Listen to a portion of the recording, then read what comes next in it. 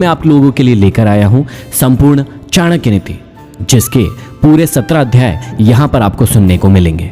यदि आप अपने जीवन को बदलना चाहते हैं और चाहते हैं कि आपको कुछ ऐसे तरीके पता चले जिससे आप जीवन को बहुत ही अच्छे ढंग से जी सके, तो ये 17 अध्याय आप सभी के लिए बहुत ही महत्वपूर्ण हैं। तो चलिए इस चाणक्य नीति की शुरुआत करते हैं।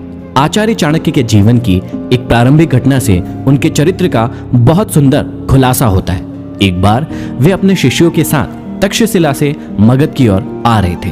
मगध का राजा महानंद उनसे द्वेष रखता था। वह एक बार भरी सभा में चाणक्य का अपमान कर चुका था।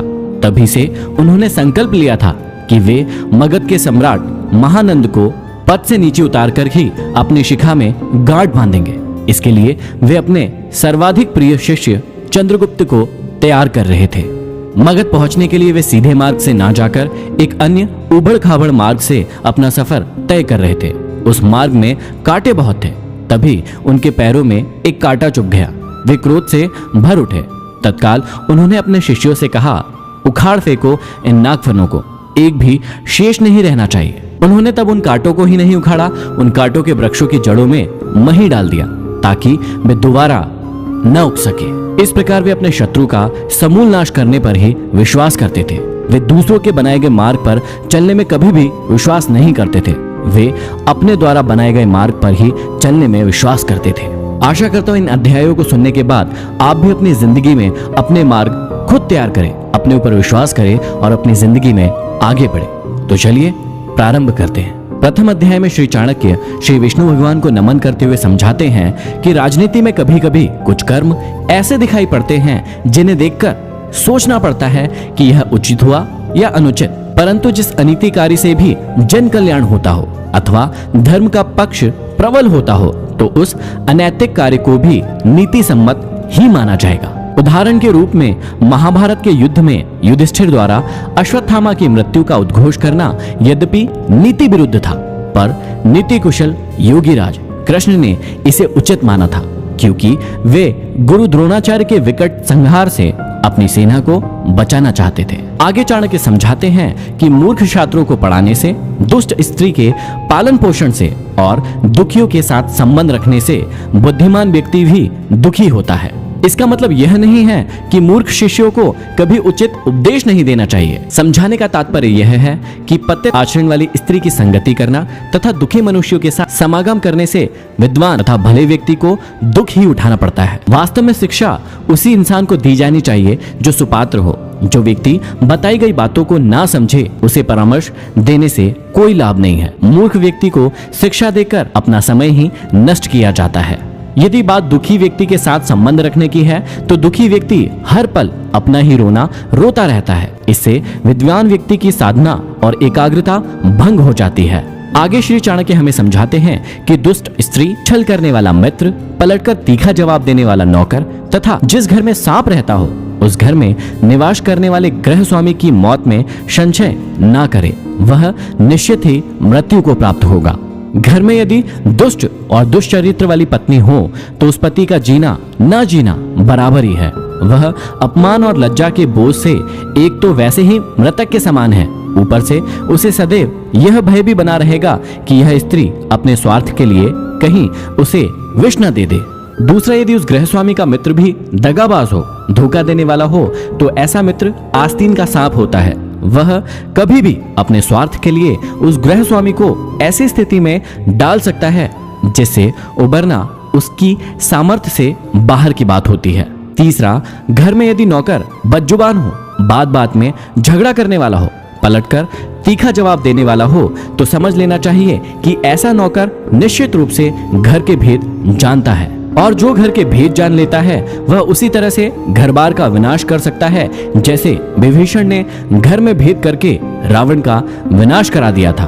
तभी मुहावरा भी बना, घर का भेदी लंका ढाए। विपत्ति के समय काम आने वाले धन की रक्षा करे, धन से स्त्री की रक्षा करे और अपनी रक्षा धन और स्त्री से सदा करे। अर्थात संकट के समय धन की जरूरत सभी को होती है, इसलिए संकट काल के लिए धन बचाकर रखना उत्तम होता है। धन से अपनी पत्नी की रक्षा की जा सकती है। अर्थात यदि परिवार पर कोई संकट आए तो धन का लोभ नहीं रखना चाहिए, परंतु यदि अपने ऊपर कोई संकट आ जाए तो उस समय उस धन व स्त्री दोनों का ही बलिदान कर देना चाहिए। आगे श्री चाणक्य कहते हैं कि आपत्ति से बचने के लिए धन की रक्षा करें, क्योंकि पता नहीं कब आपदा आ जाए और लक्ष्मी तो चंचल है। संचय किया गया धन कभी भी नष्ट हो सकता है। श्री चाणक्य कहते हैं कि जिस देश में सम्मान नहीं, आजीविका के साधन नहीं, बंधु बांधव अर्थात परिवार नहीं और विद्या प्राप्त करने के साधन नहीं, वहां हमें कभी भी नहीं रहना चाहिए। अगले श्लोक में श्री चाणक्य कहते हैं कि जहां धनी, वैदिक ब्राह्मण, राजा, नदी और वैद्य ये 5 न हो, वहां एक दिन से भी ज्यादा नहीं रहना चाहिए। भावार्थ यह है कि जिस जगह पर इन 5 का अभाव हो, वहां मनुष्य को एक दिन भी ठहरना उत्तम नहीं होगा। जहां धनी व्यक्ति होंगे वहां व्यापार अच्छा होगा, जहां व्यापार अच्छा होगा तो वहां आजीविका के साधन भी अच्छे होंगे। जहां श्रुतियों अर्थात वेदों के ज्ञाता ब्राह्मण होंगे, वहां मनुष्य जीवन के धार्मिक तथा ज्ञान के क्षेत्र में भी विस्तृत रूप से फैले हुए होंगे। जहां स्वच्छ जल की नदियां होंगी, वहां जल का अभाव नहीं रहेगा, और जहां कुशल वैद्य होंगे वहां बीमारी पास में नहीं आ सकती। आगे श्री चाणक्य कहते हैं कि जहां जीविका, भय, लज्जा, चतुराई और त्याग की भावना ये 5 चीज ना हो, वहां के लोगों का साथ कभी ना करें। श्री चाणक्य कहते हैं कि जिस स्थान पर जीवन यापन के साधन ना हो, जहां सदैव भय की परिस्थिति बनी रहती हो, जहां लज्जाशील व्यक्तियों की जगह बेशर्म और खुदगर्ज लोग रहते हो, जहां कला कौशल और हस्तशिल्प का सर्वदा अभाव हो और जहां के लोगों के मन में जरा भी त्याग और परोपकार की भावनाएं ना हो, वहां के लोगों के साथ ना तो रहें और ना ही उनसे कोई व्यवहार रखें। श्री चाणक्य कहते हैं कि नौकरों को बाहर भेजने पर, भाई बंधुओं को संकट के समय तथा दोस्तों को विपरीत परिस्थितियों में और अपने स्त्री को धन के नष्ट हो जाने पर परखना चाहिए, अर्थात उनकी परीक्षा लेनी चाहिए। चाणक्य ने समय समय पर अपने सेवकों, भाई बंधुओं, मित्रों और अपनी स्त्री की परीक्षा लेने की बात कही है। समय आने पर ये लोग आपका किस प्रकार साथ देते हैं या देंगे, इसकी जांच उनके कार्यों से ही होती है। वास्तव में संसार में मनुष्य का संपर्क अपने सेवकों, मित्रों और अपने निकट रहने वाली अपनी पत्नी से होता है। यदि ये लोग छल करने लगे तो जीवन दुभर हो जाता है।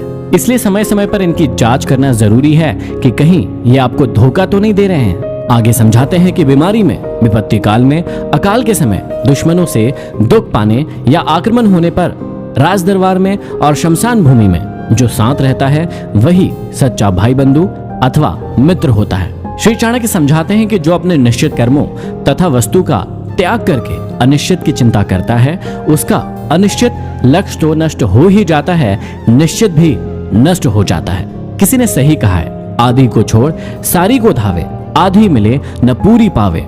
जो व्यक्ति अपने निश्चित लक्ष्य से भटक जाता है, उसका कोई भी लक्ष्य पूरा नहीं हो पाता है। अर्थात भाव यही है कि आदमी को उन्हीं कार्यों में अपने हाथ डालना चाहिए जिन्हें वह पूरा करने की सामर्थ्य रखता हो। आगे श्री चाणक्य कहते हैं कि बुद्धिमान इंसान को अच्छे कुल में जन्म लेने वाली कुरूप कन्या से भी विवाह कर लेना चाहिए, परंतु अच्छे रूप वाली नीच कुल की कन्या से विवाह नहीं करना चाहिए, क्योंकि विवाह संबंध समान कुल में ही श्रेष्ठ होता है। लंबे नाखून वाले हिंसक पशुओं, नदियों, बड़े बड़े सींग वाले पशुओं, शस्त्रधारियों, स्त्रियों और राज परिवारों का कभी भी विश्वास नहीं करना चाहिए। श्री चाणक्य कहते हैं कि पुरुषों की अपेक्षा स्त्रियों का भोजन दुगना, लज्जा चौगुनी, साहस 6 गुना और काम 8 गुना अधिक होता है। इन बातों का हमेशा ध्यान रखना चाहिए। ये था भाग 1। अब हम सुने अगले एपिसोड में भाग 2। आप सुन रहे हैं